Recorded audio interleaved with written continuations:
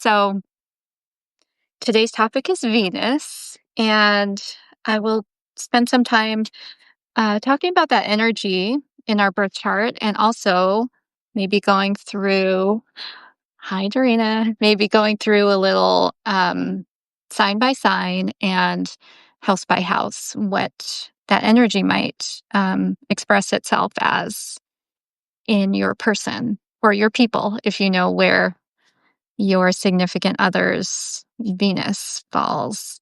And I'm happy to go into more depth for anyone who joins if they have specific questions about Venus in a certain sign or a certain house or conjunct another planet. I can dive into that. So, we most recently had a full moon 2 days ago. That was I had a lot of my Capricorn moon people contacting me. So, yeah, I think it was a pretty powerful one. So let's see, the first card that comes up. Oh my gosh, this is so perfect for Venus. It's the masks we wear. Self-expression, protection, authentic self.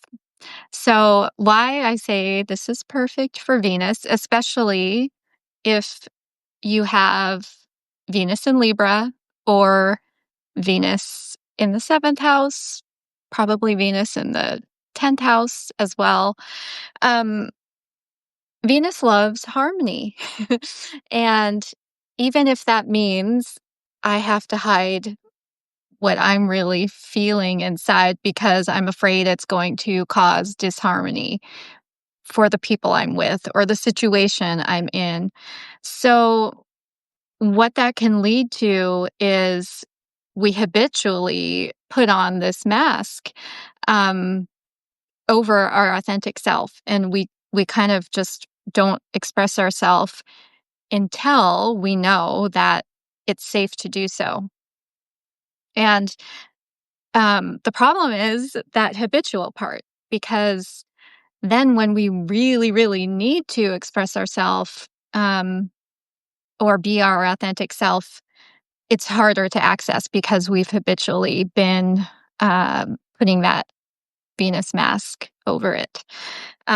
So just something to keep in mind when the nodes of the moon were in Aries and Libra before they moved in to Virgo Pisces, which I think was just last fall.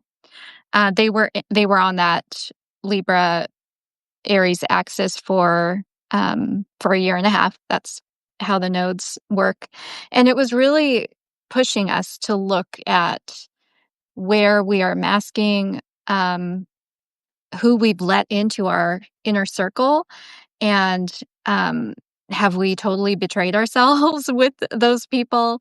And trying to dig deeper into allowing ourselves out, to be authentic, to express ourselves. Because then when we moved into the Virgo Pisces axis, um, we are going to need to call upon our more spiritual self with Pisces. And Venus is actually what's called exalted in the sign of Pisces and in detriment in the sign of Virgo. So, accidental segue. But what that means is to the Greeks, Venus is able to be its highest capacity of expression in the sign of Pisces. Venus, I'll get into the energy now. Venus is a lot about what's harmonious, as I mentioned, also what's beautiful. So that can mean a lot of things. It can also be very loaded word. So it could be aesthetically pleasing, and somewhat in an objective way. And that's where it can kind of become loaded, because for so many of us, we've been conditioned to find certain things aesthetically pleasing or beautiful. So where is the objectivity? That's where it kind of comes down to going deeper, going underneath our conditioning, the mask that we wear, and really considering what we feel is aesthetically pleasing to ourselves and in harmony with everything around us.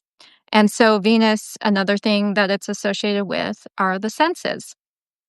Everything that we can see, touch, smell, taste, all of that is very Venusian territory.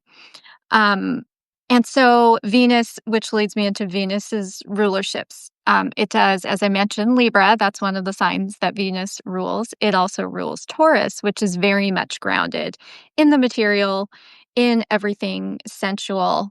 A little bit later on, I'll go through some of the herbs that Venus rules. I will also put together some notes from today's talk, and I will send those out. But one thing, while I was thinking of the senses, that Venus, one plant that it rules, you may be able to guess, it's making it suspenseful, is the rose. And very sensual in many ways. It also has really prickly thorns, especially the ones that are, what's the word for it? Heritage or I don't know, heirloom. That's it. That's the word. They haven't like had that feature bred out of them. So they can be very prickly, yet they're very soft, obviously on the petals. And they tend to have a very pleasing scent. So roses are one flower that's very much, these probably are too. These are sweet peas. Those are probably ruled by Venus. But some of my favorite herbs are under the rulership of Venus. And so many of the foods that we actually eat, that we enjoy eating, are in the rose family. So also Venusian, all the berries, for example. So I'm also going to look at my notes and keep track on time. So I do have also a podcast episode that I did back in April of 2024, before I started posting on Substack. And so I had printed out my notes just from that. Um, and I will also put a link to that as well. The other resource that is really helpful for diving in more to Venus is the Book of Earth, Making It Real, by Stephen Forrest. And I have his whole series on the elements. I didn't study evolutionary astrology with Stephen Forrest. I studied in the Jeffrey Wolf Green School. However, I find that Stephen Forrest, he writes like your favorite most accessible college professor. And I find them much easier to share the information, whereas Jeffrey Wolf Green is like it's implanted right into your crown chakra and just goes through you. His school draws people who have a lot of like Pluto, Scorpio energy, which I'm the Scorpio rising, and that's really like a transmission. So also highly recommend his books too if you want to like get straight into it versus ease into it. But this has some really good information about Venus through the houses and the signs. And so I will. Oh yeah, I was supposed to talk about the agenda, but I did a little bit. So I'm going to go through by house and sign. I'll probably just start with my abbreviated guide, and then I can look in here if anyone wants to dive in more deeply. And we just have Dorina on now. So if you want to know, if you want to pop in a certain sign or house, I will dive in more deeply. And then, as I mentioned, I'll just list some of the herbs of Venus. That's a way to just connect with that energy of Venus, is to be around those plants or ingest them, as in the berries. And you think about that sweetness and fullness that we feel, in our our bodies when we have a perfectly ripe strawberry or blackberry or something. And then I will do some mediumship. So I will just connect in, and even if there's nobody on at that time, sometimes, well, not sometimes, always, s- a spirit will come through for someone who's going to be watching this later. I know it sounds unbelievable, but somehow time doesn't really matter, time and space in these types of things. So I will just open up and start like describing what who's coming through, and then somebody probably watching this on another day will say, "Oh my gosh, that is my Aunt Nancy," or whatever. So I will do that as well. And if we want to pull some more cards, I'm happy to do that too. Um, Venus, just a little bit about the mythology. Um, some of the myths have Venus being born out of the sea from the castrated parts of Uranus, and those parts were thrown out into the sea by Uranus's son, Kronos or Saturn. Um, so that is one myth, and that's what we see in that beautiful Botticelli painting, "The Birth of Venus," which is in the Uffizi in Florence, which I highly recommend seeing in person if you ever can. It's pretty spectacular. Um, and um, Venus also has in the mythology a reputation. I don't know how else to say it, but of kind of like sleeping around, like going where her heart was taking her. And so, of course, there are lots of drama, like little drama sequences that come up in the mythology, and she's in a lot of them. And as with many of the other archetypes, other aside from Greek mythology and Roman mythology. So in Greek mythology, Venus was Aphrodite, and then in Roman was Venus. Um, so in other areas of the world, the archetypes, developed very similarly, but will be under different names. Um, the other thing is just I notice that how can I say this? Our our perceptions of Venus have been shaped by living in this patriarchy. Um, and so I do think it's valuable to dive into some of those um, other mythologies and go back further than like what I'm saying, or anything you may have just absorbed in popular culture about Venus, because a lot of that is just so tainted by these kind of Western, pretty much European views of beauty and what a woman should be, what's feminine. So just keep that in mind. That's why I kind of go back to thinking about Venus in terms of um, the things I wrote down, how I relate, what I value, how I manage resources, how I maintain my identity in a relationship, um, and as discussed, what I find beautiful and aesthetically pleasing. Um, So those are much more heavy than like, what am I going to wear today to attract men? And I feel like that's a lot of the popular, popular culture kind of messaging around Venus. Um, that said, people with a lot of Venus energy, they tend to look just very pleasing to the eyes, like things are in harmony on both sides of their faces. They tend to just be naturally be able to put outfits together. I am surrounded by in my family by Libra rising people. My mom, one of my sons, and then my daughter. They're all Libra rising, and they like just yesterday. I took my mom to the doctor, and she get every single person we came across, like, complimented her on her outfit, and I was completely invisible, of course, because to me, I don't like, I really have to, like, contort myself to, like, get into a nice outfit and all of that, and I did it for decades, but now that I'm free as a bird, no thank you.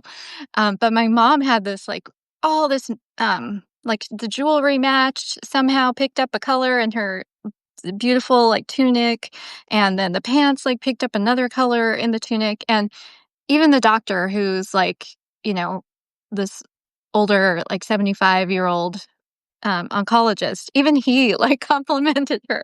So that is a total, like, Venusian, charm type of thing that comes easily. But it's not for all of us, and which is a good thing because we need the diversity and the variety.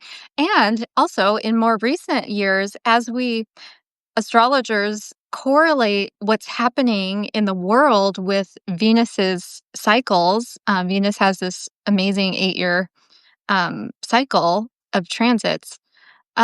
We are also finding that Venus energy is a lot of transgender and non-binary. Um, Venus is again like pushing us to look for the truest resonance of beauty. And that what that is being able to see it in everything, being able to see it everywhere. So, so I find that really fascinating too, that, um, if we push ourselves, we expand these archetypes that have been around for thousands of years, and hopefully uh, we are evolving to a higher vibration, after we get through a painful period of, I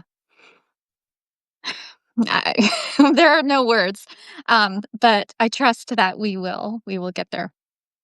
So, so what I'll do is just go through the signs and then just give a couple of keywords that I jotted down for the podcast episode I did for what that sign might value as beautiful, and then the energy in relationship, because those are kind of um, two areas of life that Venus shows up.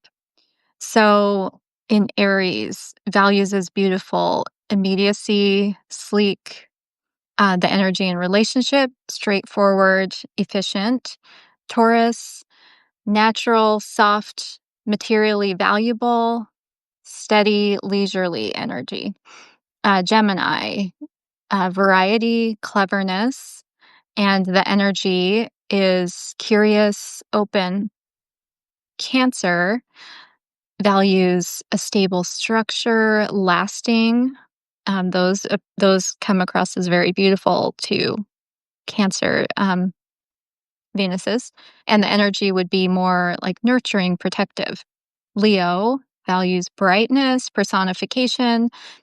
The energy is leadership, self-expression. Virgo values as beautiful workmanship, logic. The energy in relationship is service, practical. Libra values as beautiful harmony. And again, it's that je ne sais quoi, like they just, they have this aesthetic. And the energy in relationship is aims towards consensus. Um, because of that harmony thing, like they try to find harmony. And also that is another reason why Libra energy can sometimes be described as, oh, they can't make a decision.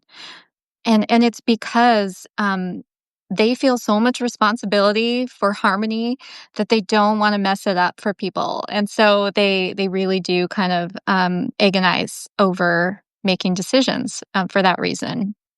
Okay, back on my list. Scorpio values is beautiful, mysterious, darkness, energy, psychological depth, and intensity.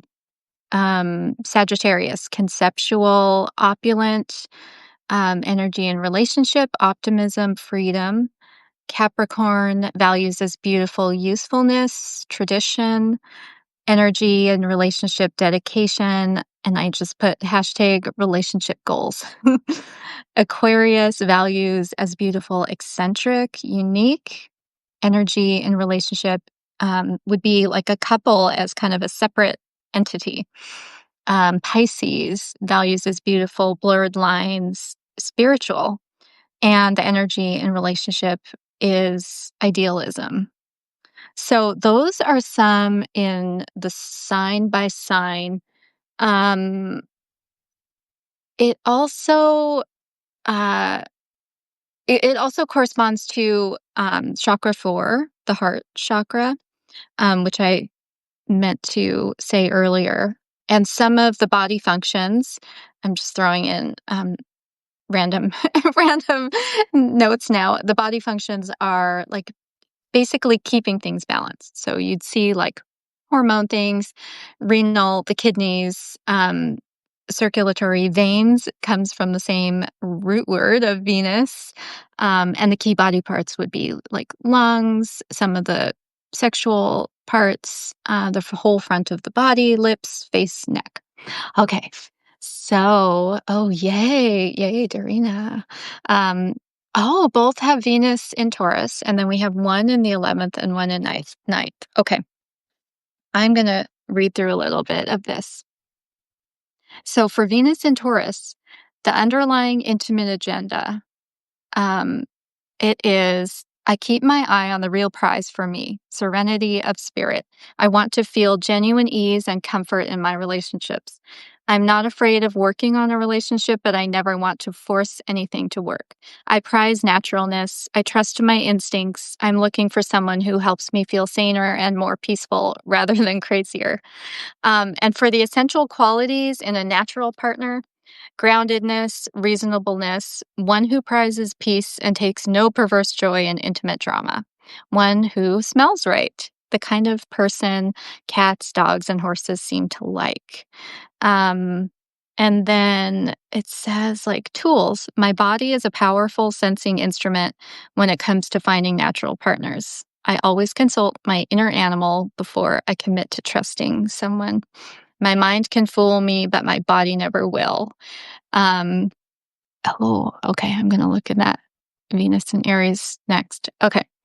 And then returning to equilibrium. Above all, I benefit from the company of friends and partners, as we have just described them. Silence is precious, time spent in the natural world, yoga, massage, hugs, cuddles, the quiet company of animals with whom I feel a soul bond. Okay, here's the maybe rough part, dealing with the shadow. I accept that intimacy sometimes involves hard work. I recognize that my own dark side will certainly be revealed to my partners. I resolve that I will learn to see it clearly too and to take responsibility for it.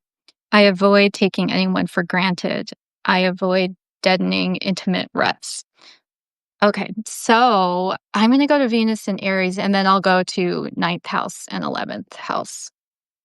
Okay, for Venus and Aries, underlying intimate agenda, I resolve to overcome any fears that stand between me and genuine intimacy. I will be direct. I will ask for what I want. When I see something limiting going on between myself and another person, I will bring it up. I will tell the truth. I expect the same. I offer my loyalty, and again, I expect the same. Essential qualities in a natural partner: the courage to be authentic, honesty, directness, fierce loyalty, passion in the context of fidelity. There's tools here. Well, there's one strategy. When I'm feeling an unmet need or discomfort in a relationship, I express it quickly and cleanly. I do not let bad feelings fester. I do not insist that all my needs be met, but I do insist on the right to express them clearly and to have them taken seriously. Um, and the tools: a passionate nature, inclined to forging ahead, um, to keep love alive, ability to be clear, returning to equilibrium. Above all, I benefit from the company of friends and partners, as we have described them above. Vigorous exercise, letting off steam, dance, passionate music must be played, blowing out the cobwebs, adventures. Okay, so now I'm gonna go to in the ninth house. Okay, for love to thrive, I must behave in adventurous, expansive, open minded ways. Life itself is a quest. I'm delighted if someone volunteers to share that quest with me, but I never forget to keep perspective. For me, the point is abundant life experience and not just intimacy. In fact, in my mind, those two concepts cannot be separated.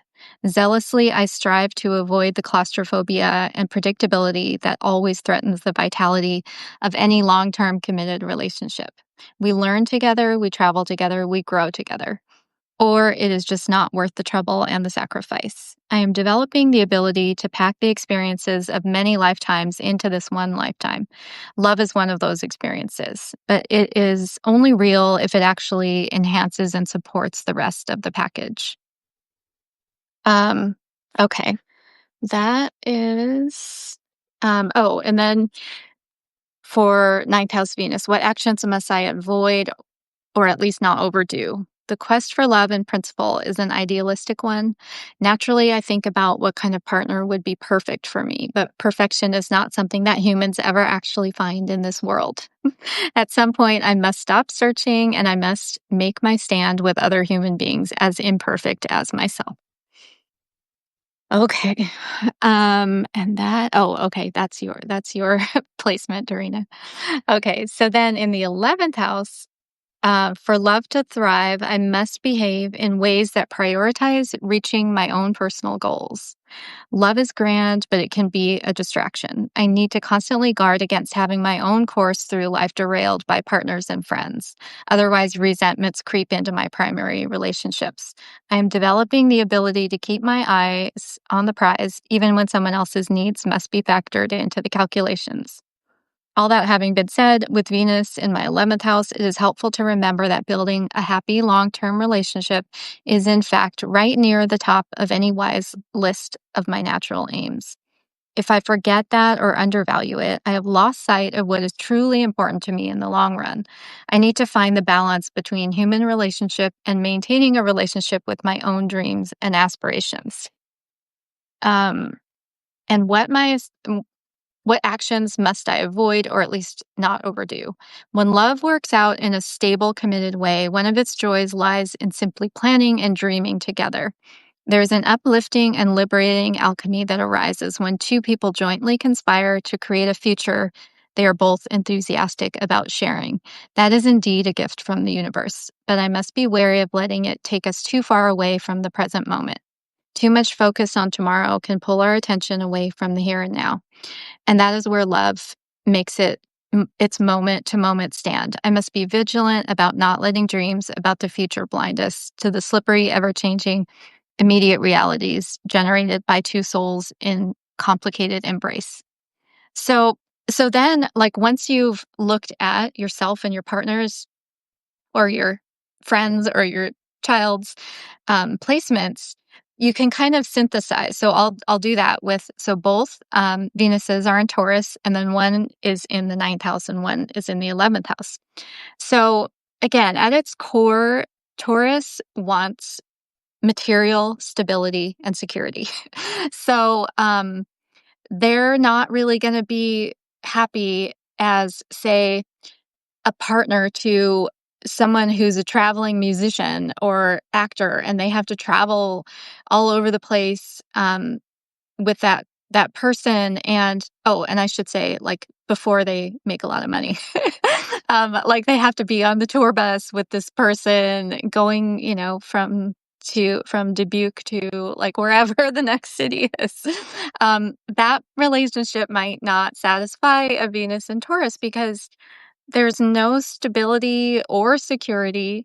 Um, so when you have two together, um, it's even like even more single-minded that, okay, we really want to know that we're not going to have any insecurity about money, about where we set up camp, where we have our place that we raise our children or do our business or our work or whatever.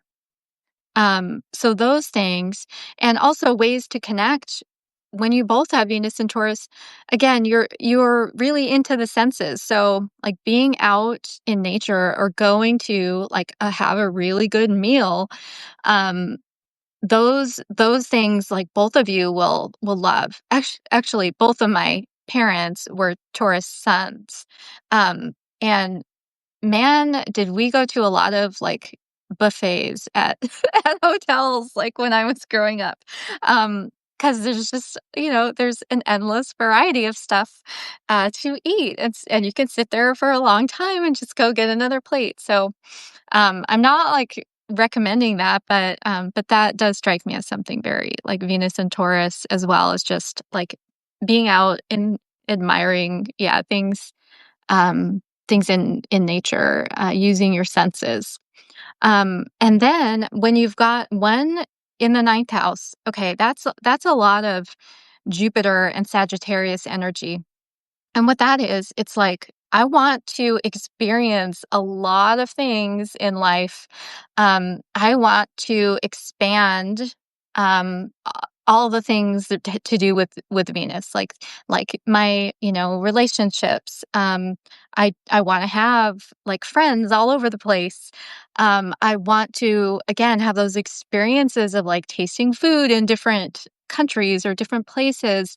Um, or also just learning, like and not just learning, like picking up facts, but like diving into different philosophies.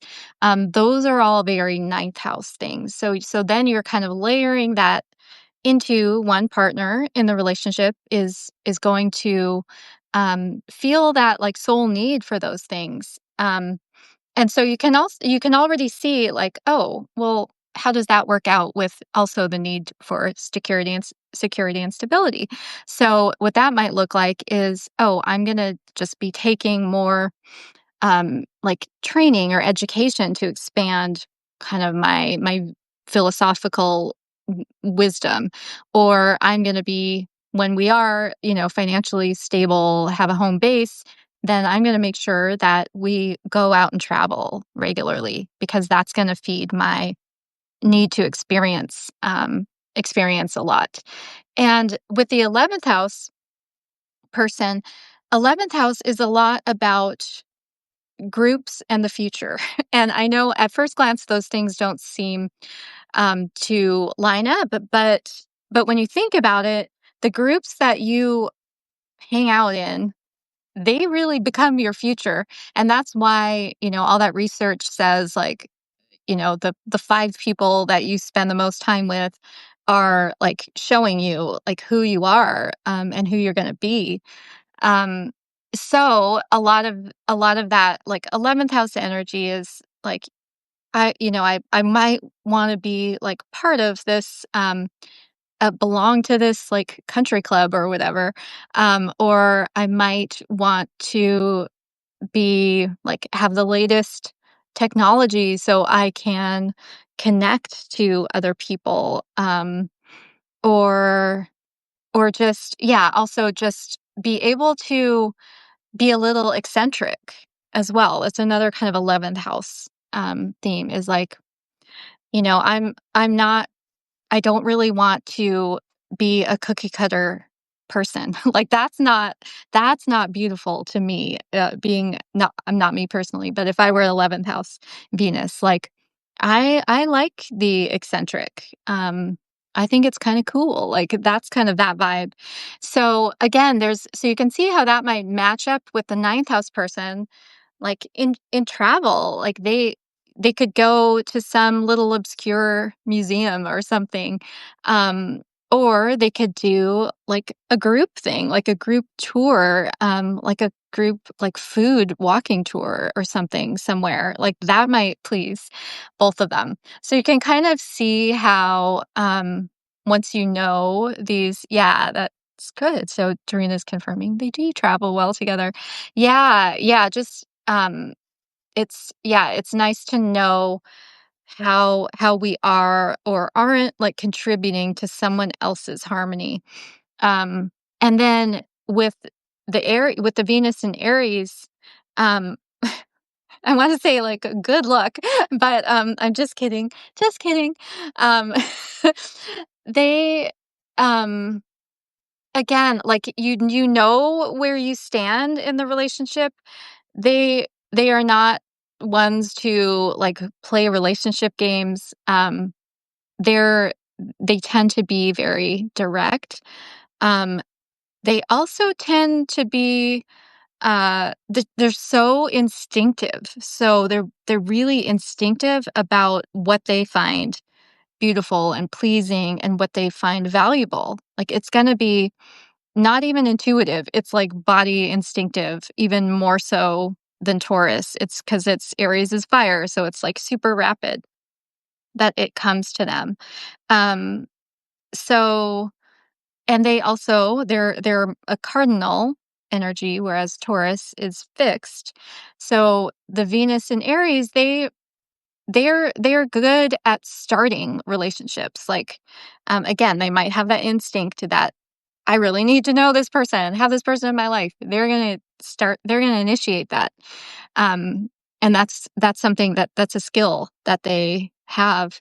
Um, whereas the Venus and Taurus, their skill is really maintaining it. Like, they're super reliable, and they're not going to all of a sudden change their what they value from day to day. Whereas a Venus and Aries, they might because put in a different circumstance, their instinct might tell them something else is valuable. So those are some things to keep in mind. Um, if there's anything else, any other questions, Dorina, you can pop it in there. Um, Otherwise, I think I'm gonna draw another card, and then I'm gonna, connect up to Spirit and see who comes through. Um,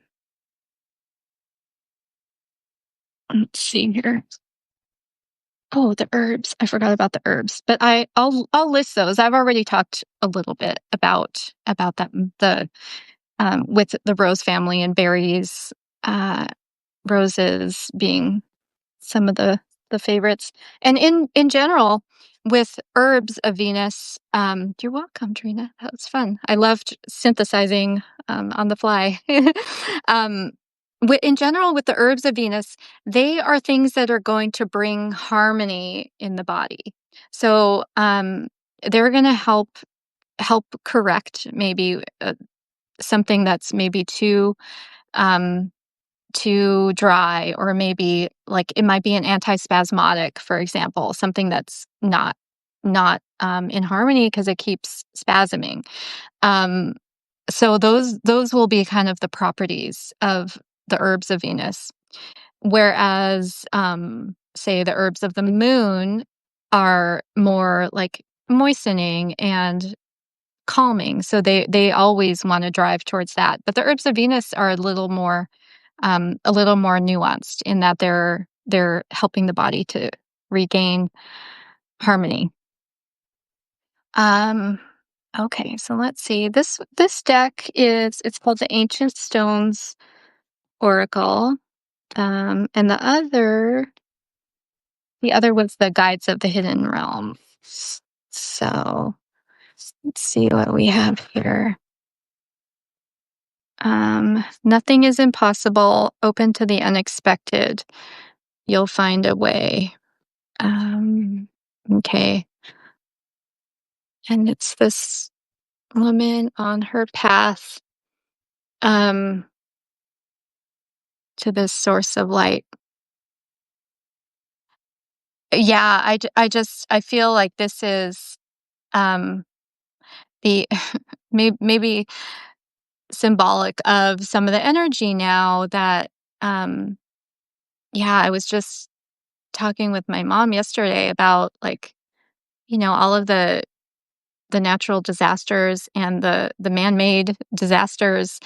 um and I was kind of telling her that, well, we we're going to change because this isn't sustainable, um, but it's gonna take a long time, like a long time, um, and there's a lot of this, like, looking in the shadows that especially the US, that we have to do, and climb over those mountains and go on the windy path, um, and yeah, and uh, so she was just kind of saying like, "Oh, well, it's not I might not see this in my lifetime this new way." And that is definitely part of it. I think we're all kind of coming to terms, of how oh my gosh, oh my gosh.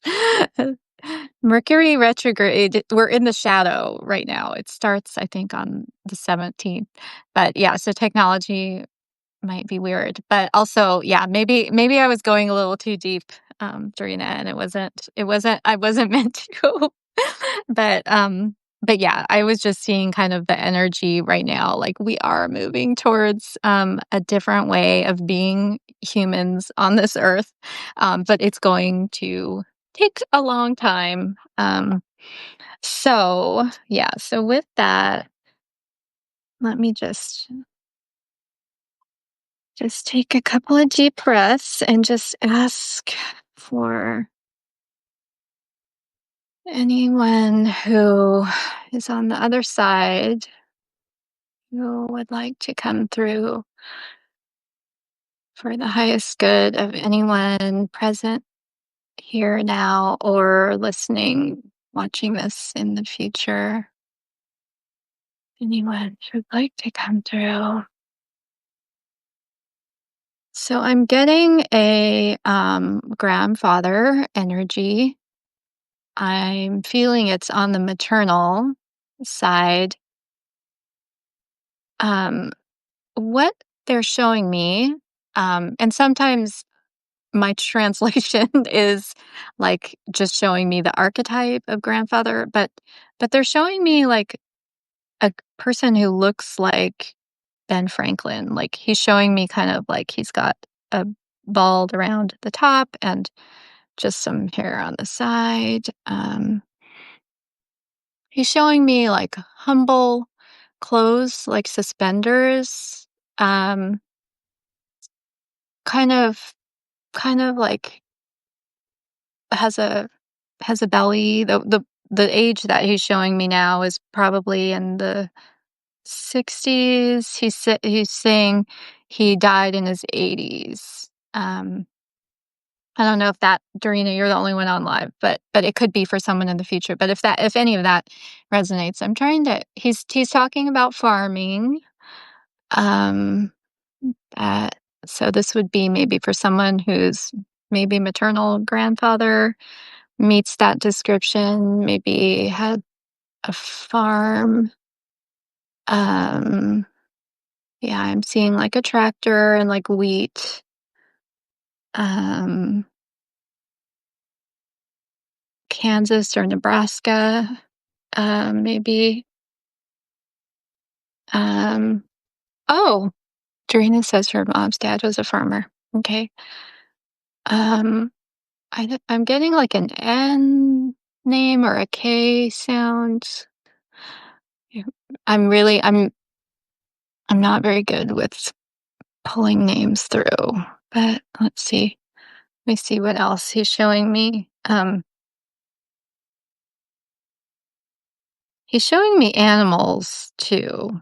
Would they have maybe had animals on the farm as well? Oh, okay. Okay. Hmm. So, okay, so Trina's saying, yeah, very humble and wears suspenders. Okay, that's the image that that he was showing me. I think this might be your grandpa then. Um, let's see. He is showing me like a photo of a little girl. Sometimes when they show me like a photo, um, let me see here. I can figure out who that is. I it might be he's showing me a photo of his daughter as a little girl, maybe. Oh, ask about his thumb. My goodness. Did he lose his thumb in an accident? Um, I'm seeing blood. Uh, I don't know if I'm picking that up right. Um, we'll see if that comes through. Let me try to pick up what he enjoyed. Um, let's see. I'm getting like like maybe three children, a three or a five or something. Oh, he did. He lost his thumb. Yeah, I was seeing blood. Okay, dad's dad. Okay, yeah, in an accident. Um, he's also showing me like reading a lot. So I don't know if he would have also enjoyed reading a lot. Um, or maybe when he was unable to work. Oh, okay, so that was the three coming in, three children, and then the family of five. Okay, so this seems like dad's dad during his dad's dad. Oh, I love that. Okay, so let's see why he's coming through. Hmm. Seems like maybe I can't get a read on whether he spent much time with you. I'm almost getting this like he was watching from afar, um, or something like maybe you were far away. Um, no, okay, okay, okay. The photo, maybe that was you then. Let me see what the thing that he was showing me that I was getting, I was probably interpreting wrong, was almost like binoculars or something. So I think I was translating as like you were far away, but maybe I don't know. Maybe he spent 1 month in the summer. Okay. Okay. Let me try to see what that was about. Um,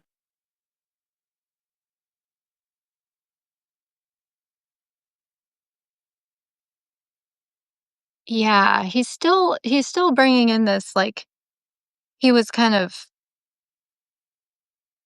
he felt like he was at a distance um from you when you were growing up. Um that he was kind of watching from a distance and he's like I'm still doing that from now. Okay. Okay, yeah, the far away thing. Okay. So that must be that's what he was bringing through and he's saying like he's expressing like he's like don't be worried like I'm not watching everything you're doing. Like he's funny. He's like I'm not nosy like that. Um he's just like I watch my grandchildren, my great grandchildren.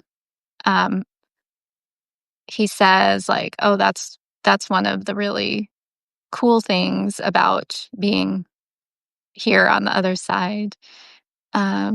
Aside from the like no pain, it's being able to watch how people grow and change and relate to one another.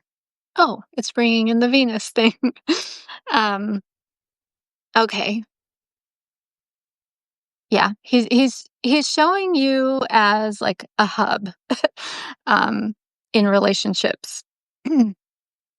He's showing you as a hub and like there are spokes on a wheel that are coming out. Um, but he's also showing like bringing in this spirit. It's very efficient. This concept of how like there can be a lot of pressure on that hub of the wheel. There can be a lot of pressure and also it can be exhausting, like keeping it rolling. Um, I'm not sure if any of that resonates. He's just yeah, he's acknowledging, um, that that's kind of that's how he sees your position that you're in. Um, and he's just expressing a lot of gratitude, for you doing that for the family especially. Um, and he's kind of saying like, "I'm sorry, but they don't appreciate it. I'm sorry." He's like, "Ugh." He's like, "I hate to say this, but they don't like really see what you do to keep that wheel like rolling and to keep all the spokes like together." Um, so he wanted to come through to acknowledge the gratitude on behalf of all the family line, including the people who are here now who may not be acknowledging it to you. Um, so okay, yeah, yeah, yeah. He's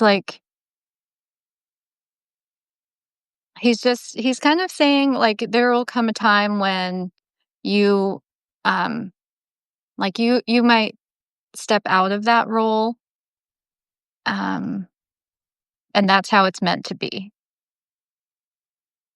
Um, yeah, yeah. He's showing this shooting star. Um, I don't know if you watched stars together or he's thinking he's kind of saying like I think of Dorina as a shooting star. Um, there's a lot of power there, and you've been using that power to like help with this whole situation of the different keeping the spokes together and on the wheel. But at some point or sometimes, like, remember that you also can use that energy for yourself, like, to propel yourself, like that shooting star energy, um, and that it's not selfish. He's like, it's not selfish, it's how things are meant to be. Let me see what else he wants to bring across. Um, he's also showing you, like, ironing, like you iron out the wrinkles of problems or something, like you're the smoother, um, and, like, that is also, like, really hard, and he's showing you, like, wiping your forehead from, like, all the effort of, like, smoothing the things out.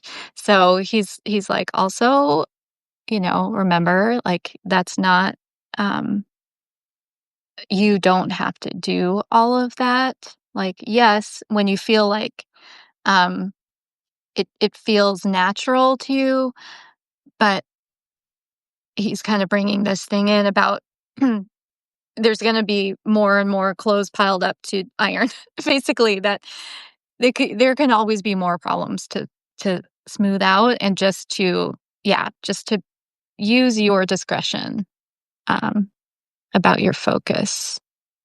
So oh my gosh. Okay, so yeah, so Dorina is saying that this grandpa who came through, it's the ring that he proposed to his wife, the grandmother that Dorina's oldest proposed to his now wife with. Okay, okay.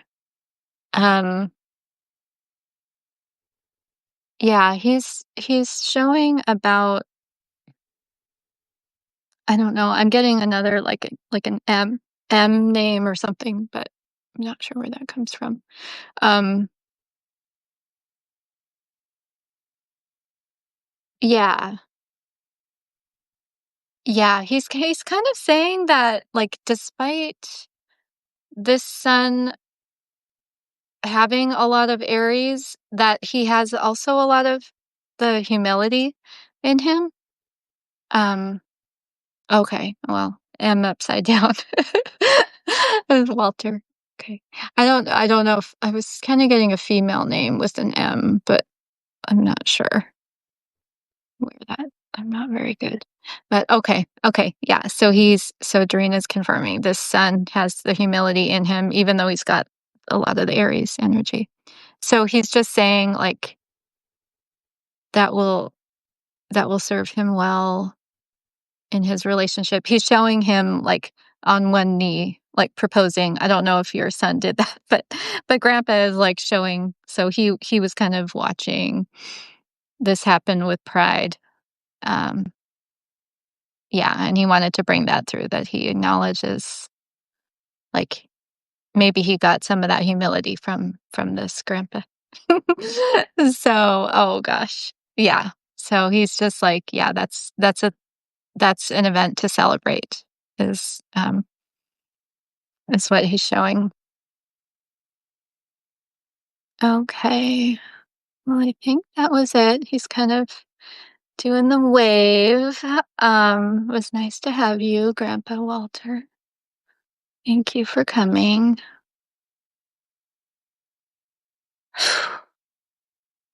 Oh, okay. Okay. Yeah, I can see, um, Dorina, um, I do feel a lot of, like, Mars energy in this family line as well. Um, so Mars rules Aries, but maybe that's the M that he was trying to, like, express or pass along. It's really cute, like, sometimes even though they're on the other side, they don't they are very true to who they were in this life, so if they didn't talk about people, they're not going to when they're on that side, so he probably didn't want to, like, say anything about your grandma, which I find very cute, but I've experienced this before, but he was probably kinda whispering to me, like, Mars, like, she had Mars energy, because I was getting that M and, like, but it was, like, on the female, so, yeah, so that's interesting.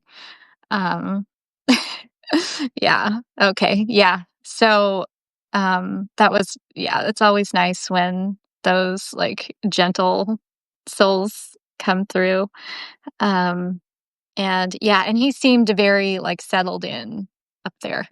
So, I know that sounds weird, but sometimes they're, like, still in a transition process, but he seemed, like, very settled in up there, so I imagine, like, you or your sons could kind of call on him, for support whenever you need, um, whenever you need some from the other side. So okay, that makes sense. So during this thing, he's been gone a long time. Um, that makes sense. So he seems to be over there. Okay, I'm gonna pull one more card, like just something for us maybe to all think about the rest of the weekend. Um, After all the big full moon energy. And we're kind of not quite at the dog days of summer, but we're past the first two holidays, and we don't have any more for quite a while, I think. Just kind of nice. Speaking of dogs, oh my gosh, it's a miracle that my dog didn't bark this whole time. I didn't put my headset on because yeah, I'm just more comfortable without it, but I was taking a huge risk. That's my Aries moon, like, in taking a risk, being impulsive. Okay. So what I have for our energy for the rest of the weekend is beautiful. Vision Quest. Um, yeah, yeah, I'm finding it, like, yeah, we need to kind of be a little bit exuberant, dreamy about um, what is our vision for ourself. I was really thinking about this today because I'm going to take a couple weeks off, about 2 weeks off after this to live. But yeah, I was really thinking about like what is it that only I can do and that I love doing. And that's what I should be focusing my energy on, not on something that a lot of other people could do, equally or more, not more, but or better, doing equally as well or better as myself, because I can let other people do that and think about what is it I can uniquely do and that I love doing, because it's where that where that crossroads is, that's where my vision quest is supposed to take me, and I think for all of us. So something to think about for the weekend. And I appreciate you. Anyone who ever has any questions, or I'll remember to schedule the next one actually in advance, and I'm always happy to take any questions in advance as well. But enjoy the weekend. Bye bye.